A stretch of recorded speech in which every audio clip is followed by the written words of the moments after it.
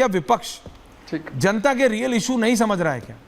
आपको आरएसएस और उन सब से आज मैं देख रहा था समाजवादी पार्टी के नेता संसद में भी आज भी मतलब मीडिया उनसे पूछ रही है सर क्या कहेंगे, आरएसएस आपको इश्यूज उठाने हैं, जनता से जुड़े मुद्दे उठाइए ना। डिबेट में आप उठा लेते हैं, अनुराग भदौरिया अपनी वीडियो वाले मतलब इशू उठा लेते हैं, आप लोग संसद में क्यों नहीं उठाते हैं जनता के इशू? आप लोग विपक्ष में, आप लोग जनता का रिप्रेजेंट, सरकार से पूछिए ना सही सवाल, क्यों नहीं पूछते हैं आप लोग? पार्लियामेंट में जाके पता नहीं आप लोगों को क्या हो जाता है, ऐश्वर्य आपके नेता लोग क्या किस जी ऐश्वर्य मैं तो हतप्रभ हूं कि आपने किस दृष्टिकोण से देखा।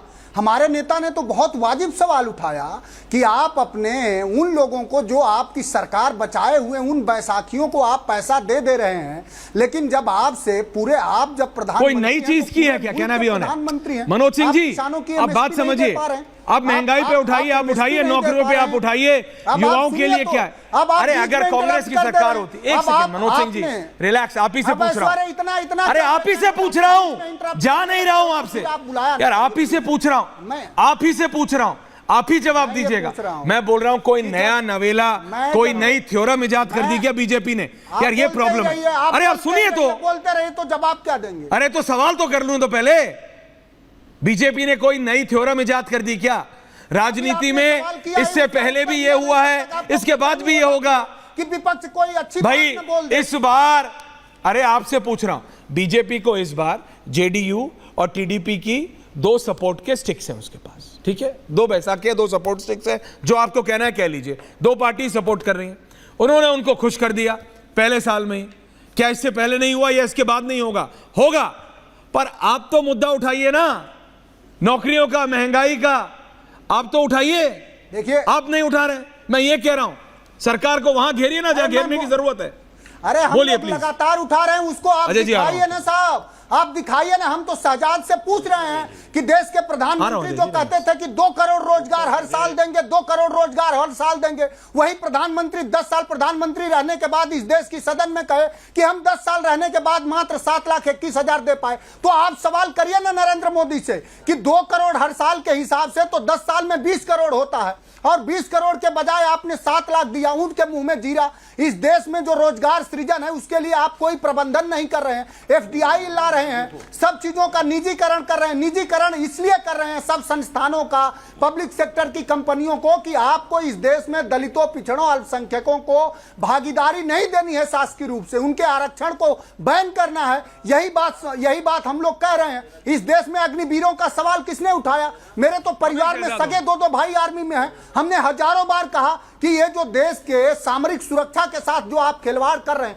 अब शहजाद के घर में 20 रुपया किलो अरहर की दाल आ रही होगी, तो हम आप क्या ही जवाब दे सकते हैं? आपने कितना साधारण बात पूछा कि भाई दाल हो गई 200 रुपया किलो, और उत्तर प्रदेश के एक मंत्री कि 100 रुपए से ज्यादा दाल की कहीं कीमत ही नहीं है। तो अब सवाल है कि सामान के वो सूर्य प्रताप शाही जी वाला तो बिल्कुल बहुत मतलब एम्बैरेसिंग मोमेंट है यूपी बीजेपी के लिए, और ये बात उत्तर प्रदेश की बीजेपी यूनिट जानती है कि अगर किसी प्रदेश के एग्रीकल्चर मिनिस्टर को दाल का रेट नहीं पता होगा तो बहुत एम्बैरेसिंग। लेकिन सरवर साहब, ये भी एक राजनीतिक तबका कह रहा है, कांग्रेस के कुछ लोग, विपक्ष के कुछ लोग, कि ये एक धर्म के खिलाफ बजट। आपको ऐसा लगा? कि मेरे को नहीं लगा। मैं आपसे पूछ रहा हूं, है कि आपके नजर में कैसा है? शेर व शायरी का दौर चल रहा था, बड़ा अच्छा। मैंने कहा मैं भी एक शेर पहले सुना ही दूं। अच्छा सुनाओगे क्या? आप भी सुना। कोई उरूज दे न, राहुल जी को भी रखिए। हाँ, कोई उरूज दे न जवाल दे, मुझे सिर्फ इतना कमाल दे, मुझे सीधी राह पे डाल दे कि जमाना मेरी मिसाल दे। मैं तो कई वर्षों से देखता आ रहा हूं, जैसा राहुल जी ने कहा, रामकृपाल जी ने कहा, ये कोई भी सरकार जो बजट लाती है तो एक ऐसा मिसाल सामने लाई है कि सरकार ने बजट पेश किया हो और विपक्ष के कोई नेता खड़े होकर करेंगे नहीं इसमें 80% से तो मैं सहमत हूं, बहुत बेहतरीन है, 20% पे जो है आपत्ति है, और अगर उसमें सुधार हो जाता या उनको जोड़ लिया जाता, इन्हें इंक्लूड और एक्सक्लूड की बात आप करते 10%, 20%, 25% में, तो एक बात समझ में आती कि कुछ तो आप सहमत हैं। यहाँ तो 2 तरह की बात आ गई।